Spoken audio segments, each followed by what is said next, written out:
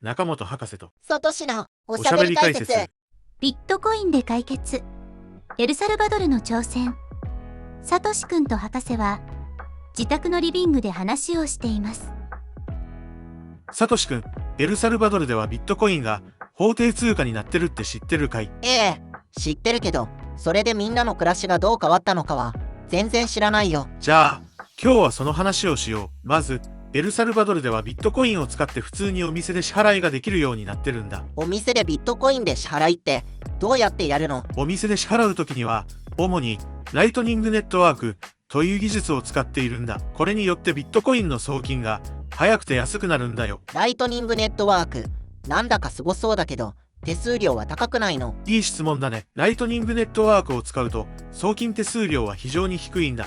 例えば数セント程度の手数料で済むことが多いんだよ。それなら安心だね。でも、全国民がビットコイン、ウォレットを持ってるの？実はエルサルバドル政府はチボという公式ウォレットアプリを提供して全国民が無料で使えるようにしているんだ。へえ、それは便利だね。でも、みんな使い方をちゃんと分かってるの？もちろん最初は使い方がわからない人もいたよ。だから政府や企業が使い方を教えるためのキャンペーンやトレーニングを行っているんだ。それって年配の人とかも大丈夫なの？そうだね。年配の人たちには特に丁寧に説明する必要があるんだけど、家族やコミュニティが協力してサポートしているんだよ。じゃあみんな徐々に慣れてきたってことかな？その通り。最初は戸惑いもあったけど、今では多くの人がビットコインを使いこなしているんだ。具体的にはどういう場面でビットコインを使ってるの？例えば日常の買い物、公共料金の支払い、そして国際送金なんかで使われているんだよ。国際送金ってどういうこと？エルサルバドルには多くの人が海外で働いているから、彼らが家族にお金を送るときにもビットコインが使われているんだ。これによって送金手数料が大幅に削減されるんだよ。それはいいね。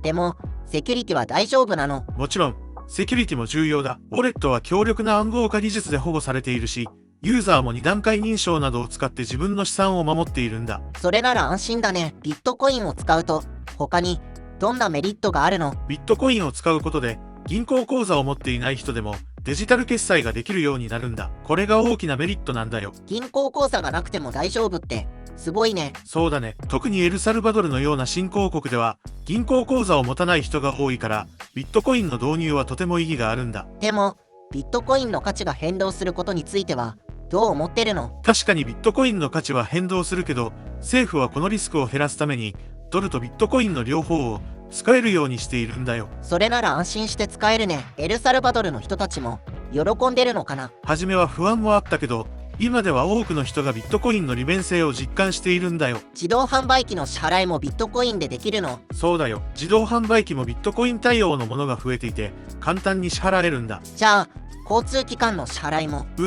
交通機関でもビットコインを使えるよ。バスや電車の料金もビットコインで支払うことができるんだ。医療費の支払いはどうなの？病院やクリニックでもビットコインでの支払いが可能になっているところがあるんだ。これで医療費の支払いもスムーズになるね。銀行はないの？融資はどうやってるの？銀行はもちろんあるよ。ただ、ビットコインを使うことで銀行のサービスに依存しない取引が増えているんだ。融資に関してはビットコインを担保にするローンも提供されているんだよ。でもビットコインを法定通貨にすることで生じている課題って何かあるの？それも重要なポイントだね。課題としてはビットコインの価格変動が大きいこと、技術やインフラの整備がまだ不十分な地域があること、そしてセキュリティの問題などがあるんだ。なるほど。それは大変だね。具体的にはどういうこと？例えばビットコインの価格が大きく下がると給与や貯金の価値が減ってしまうことがあるんだ。またインターネット接続が不安定な地域ではデジタル決済がスムーズに行えないこともあるんだ。それは困るね。じゃあ逆に良かった点は？良かった点としては、国際送金の手数料が大幅に減少したこと、金融包摂が進んだこと、そして観光客が増えたことなどが挙げられるんだよ。観光客が増えたってどういうこと？ビットコインが法定通貨になったことで、ビットコインに興味を持つ観光客が増えたんだ。彼らはビットコインを使って現地での支払いを楽しんでいるんだよ。それは面白いね。他にはどんな良い点があるの？ビットコインを使うことで透明性のある取引が増え、不正行為が減少したという点もあるね。また若者が新しい技術を学び、ビジネスチャンスが増えたんだ。ビットコインを法定通貨にする前と後で国民の支持はどうなってるの？最初は反対する人も多かったけど、今では徐々に支持する人が増えてきているんだ。特に国際送金が便利になったことや、新しい技術を学ぶ機会が増えたことを評価しているんだ。経済成長についてはどうなの？ビットコインの導入によって、新しい投資が増えたり、観光収入が増加したりして、経済成長の一助となっているんだ。ただし、まだ完全に安定しているわけではないから、今後も注視が必要だね。すごいな。日本でもビットコインがもっと普及するといいのに。そうだね。日本でもデジタル通貨の利用が広がると、便利になることが多いよね。博士、最後にエルサルバドルのビットコインについてまとめてくれる？もちろんだよ。まとめると、エルサルバドルではビットコインを使って、手数料が安く、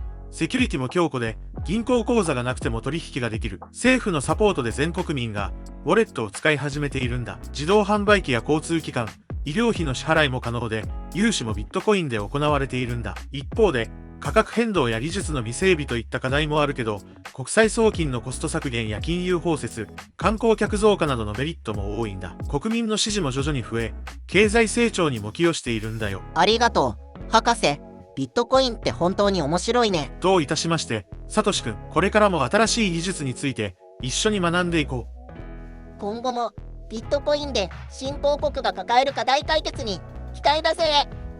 こうして、サトシ君はビットコインがもたらす利便性と課題を理解した。今後のデジタル通貨の発展に期待を寄せるサトシ君だった。